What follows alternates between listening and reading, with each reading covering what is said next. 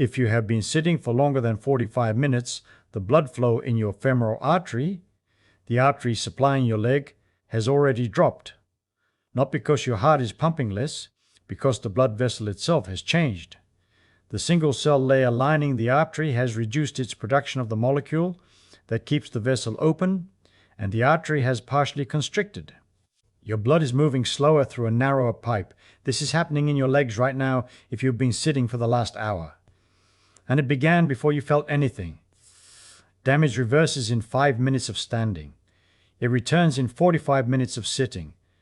The cycle repeats every time you sit down, every day, for the rest of your life. What follows is the physics of why, starting with an organ you have never seen, cannot feel, and have probably never been told you possess. There is a layer of cells lining every blood vessel in your body, every artery, every vein, every capillary. A single layer, one cell thick, covering the entire interior surface of your vascular system. If you removed every one of these cells and laid them flat, they would cover approximately 5,000 square meters, roughly the area of a football pitch. This layer is called the endothelium. It is not inert plumbing. It is a metabolically active organ, the largest organ in your body by surface area, larger than your skin, that continuously produces compounds regulating your blood vessel diameter, your blood clotting, your inflammatory state, and the permeability of your vessel walls.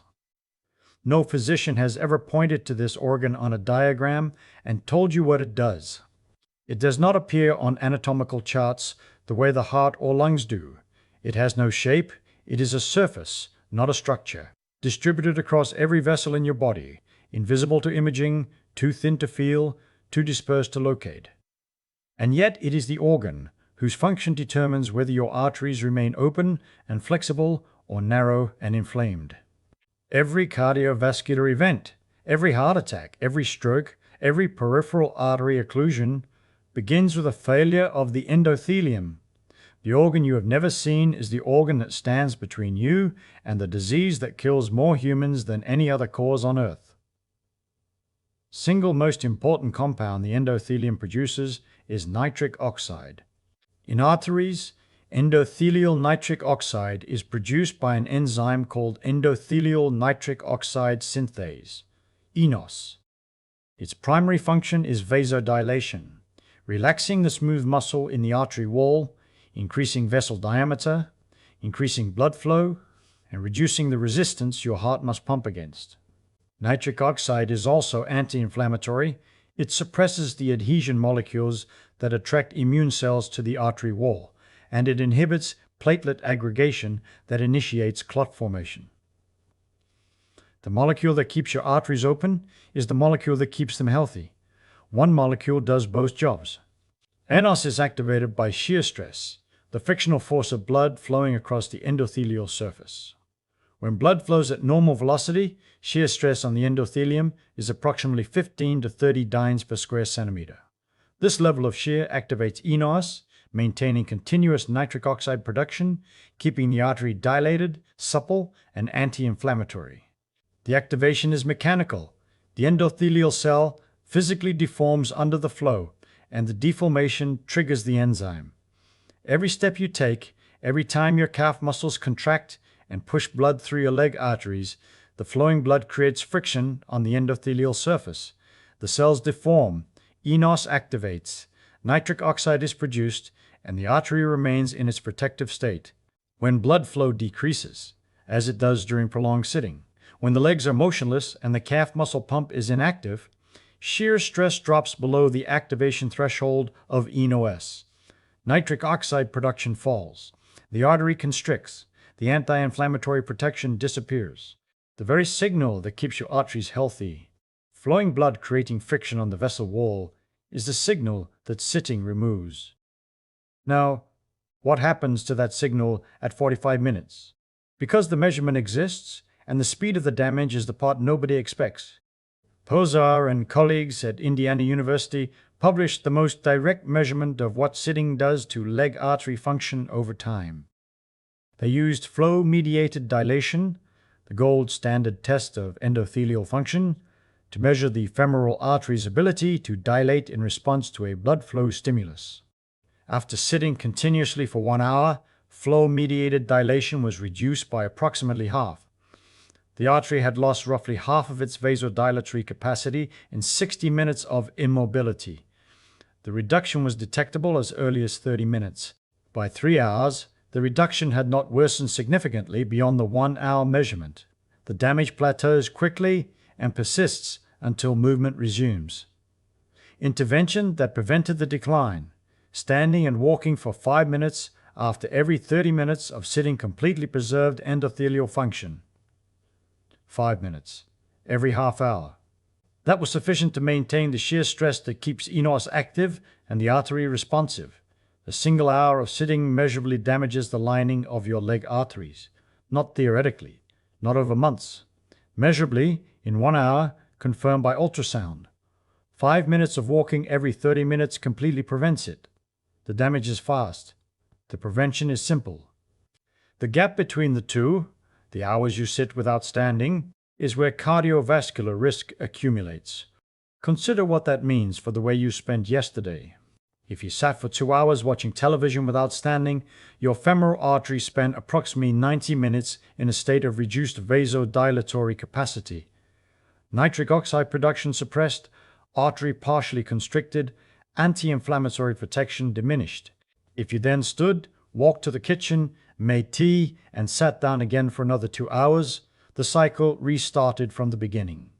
Each sitting bout that exceeds 45 minutes produces the endothelial suppression. Each standing interruption reverses it. The question is not whether you exercised yesterday. The question is how many uninterrupted sitting bouts exceeded 45 minutes, because each one produced a measurable period of vascular vulnerability that exercise at a different time of day does not retroactively correct. Well, and the endothelial damage is only the first system that sitting suppresses. Because there is an enzyme in your muscle capillaries that clears fat from your blood, and sitting switches it off through a mechanism that has nothing to do with calories. In 2003, Mark Hamilton at the Pennington Biomedical Research Center published a finding that shifted the understanding of sedentary physiology. Hamilton's research across animal and human inactivity models documented that prolonged inactivity reduces the activity of lipoprotein lipase, LPL, in skeletal muscle by up to 90% within hours. LPL is the enzyme anchored to the capillary walls of your muscle tissue that breaks down circulating triglycerides into fatty acids and glycerol, allowing muscle to use fat as fuel. When LPL activity drops, circulating triglycerides accumulate in the blood. The triglyceride elevation that cardiovascular risk models use to predict heart disease. Mechanism is not caloric. It does not depend on how much you ate. It depends on whether the muscle is contracting. LPL requires muscular contraction to maintain its activity. Sitting eliminates contraction. Contraction ceases. LPL drops. Triglycerides rise. The pathway is mechanotransduction, your muscle's contractile state directly regulating an enzyme's activity at the capillary wall. Hamilton's key insight, standing still, not exercising, just standing, maintains LPL activity. Sitting eliminates it. The difference between standing still and sitting still, a metabolic expenditure difference of only 10 to 20 calories per hour, produces a 90% difference in the enzyme activity that clears fat from your blood. The threshold is not energy balance. It is the mechanical state of the muscle, loaded or unloaded, contracting or slack. Your body does not track calories for this pathway. It tracks whether the muscle is bearing weight. Think about what that means for the person over 65 whose doctor has noted elevated triglycerides. The dietary advice: eat less fat, reduce processed foods, increase fiber, addresses the input side of the triglyceride equation. The sitting question addresses the clearance side. Triglycerides in your blood are not only a function of what you ate, they are a function of whether the enzyme that clears them is active, and that enzyme is controlled by whether your muscles are contracting, not by whether your diet is clean. A person eating an excellent diet who sits for 8 hours has suppressed LPL activity for 8 hours. A person eating an identical diet who stands every 30 minutes has maintained LPL activity throughout the day. The triglyceride profiles of those two people will differ, not because of food, but because of furniture. Implication is not that diet does not matter, it does. The implication is that the clearance mechanism has been overlooked. Two people with identical diets, identical genetics, identical body compositions can present with different triglyceride levels based on their daily sitting pattern. The person who sits in 90-minute blocks will show higher circulating triglycerides than the person who interrupts sitting every 30 minutes. Because the enzyme that clears triglycerides from the blood requires muscular contraction to remain active, and the person who sits for 90 minutes has had that enzyme suppressed for the majority of the sitting period. And then, what happens to your blood sugar when the muscle stops contracting? Because insulin sensitivity has its own sitting pathway, and it operates through a different mechanism that produces an equivalent vulnerability. Skeletal muscle is responsible for approximately 80% of insulin-mediated glucose uptake in your body. The good-for-glucose transporter, the protein that moves glucose from the blood into muscle cells in response to insulin, is translocated to the cell surface by two independent signals, insulin binding to its receptor and muscle contraction. During sitting, the contraction signal is absent. Good-for translocation depends entirely on the insulin signal. The muscle becomes less responsive to an equivalent insulin concentration. Insulin sensitivity decreases. Dunstan and colleagues published in Diabetes Care in 2012 that interrupting sitting with 2-minute bouts of light intensity, walking every 20 minutes, reduced postprandial glucose and insulin levels by 24 to 30% compared to uninterrupted sitting. Meal was identical. Insulin production was identical. Different glucose clearance. Entirely explained by the presence or absence of intermittent muscular contraction maintaining GLUT4 translocation. If your doctor has noted rising fasting glucose, borderline HbA1c, or early insulin resistance, the conversation has probably been about diet, about medication, about exercise 3 times a week. The sitting question is rarely asked. But the metabolic system that processes your blood sugar performs measurably differently depending on whether you stood up every 30 minutes or sat continuously. Blood sugar problem may be partly a sitting problem, not dietary, not genetic, positional. The muscle that should be clearing glucose from your blood is not contracting, and the transporter that should be moving glucose into the muscle cells is not being activated by the contraction signal it was designed to receive alongside the insulin signal. Your body was engineered to process glucose with 2 signals operating simultaneously, insulin and contraction.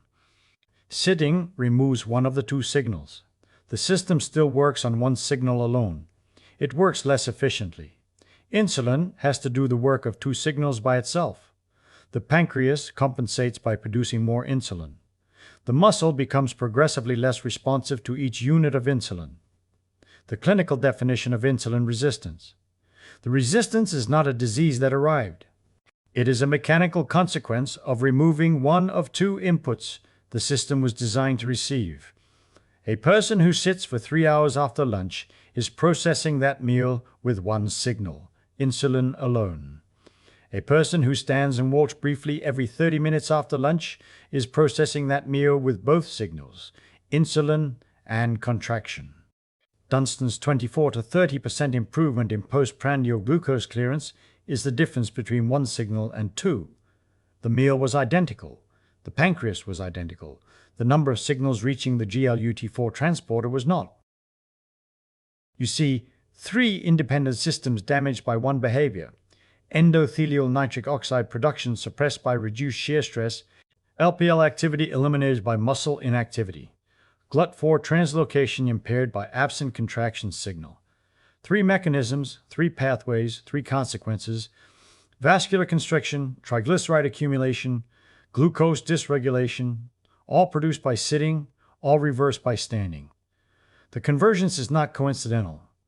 It reflects a body that was engineered for continuous low-level movement and that treats stillness as an abnormal input.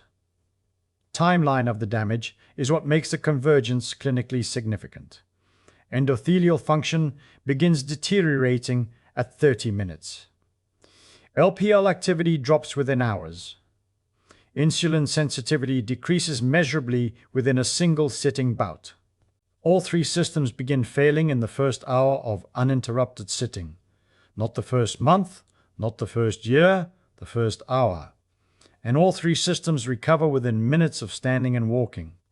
The speed of both the damage and the recovery tells you something about what the body expects. A system that deteriorates in 45 minutes and recovers in 5 was not designed for prolonged stillness.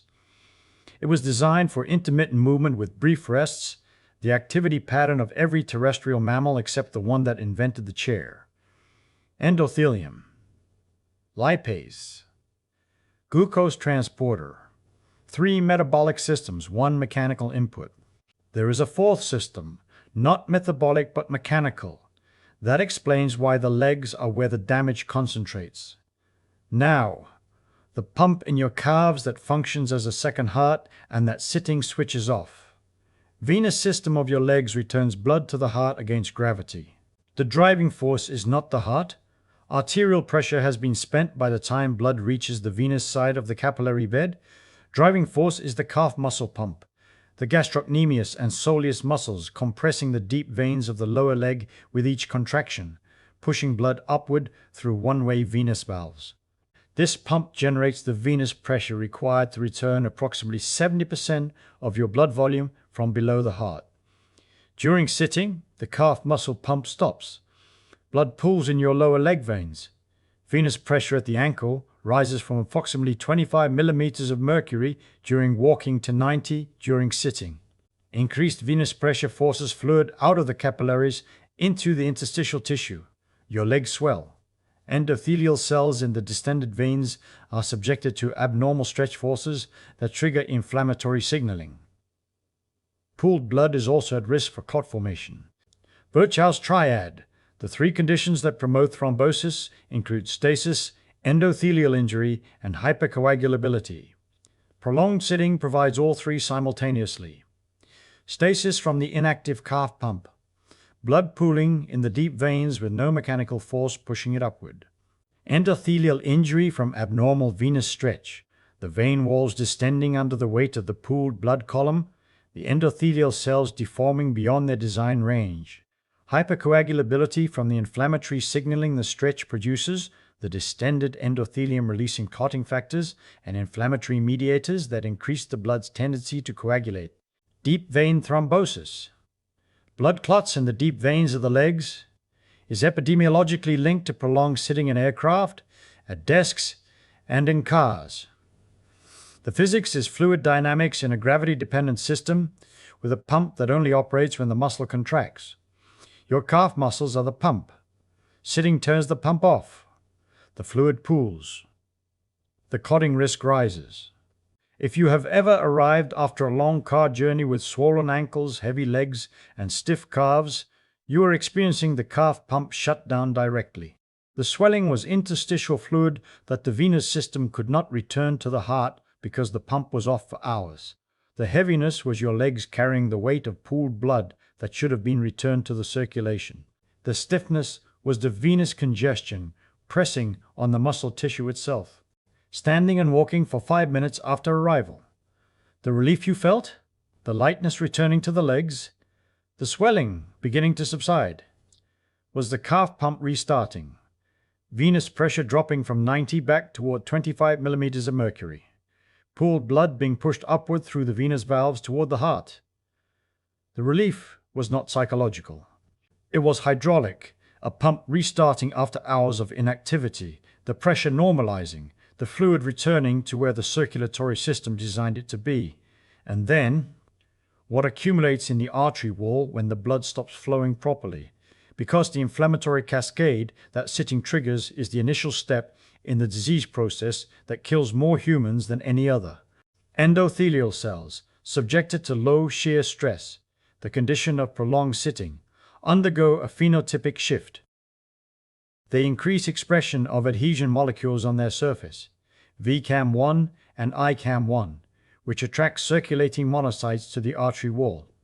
They increase production of reactive oxygen species, which oxidize LDL cholesterol in the subendothelial space.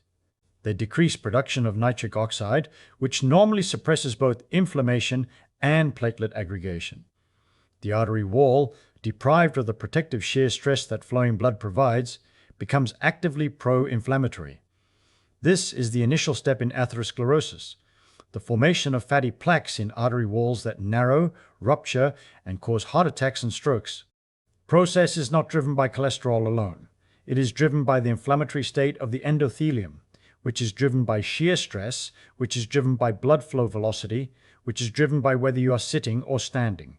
Cholesterol is the material. Inflammation is the process. Sitting provides a trigger.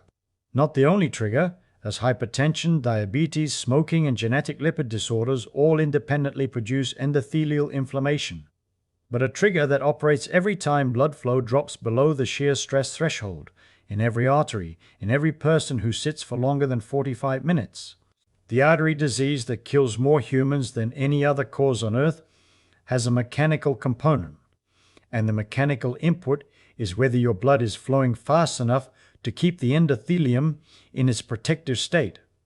That connection, arterial disease beginning not with cholesterol, but with the loss of shear stress that immobility produces, the endothelium switching from protective to inflammatory phenotype because the blood stopped moving fast enough, reframes what cardiovascular disease is, because it means the disease is not only about what is in the blood, it is about whether the blood is moving.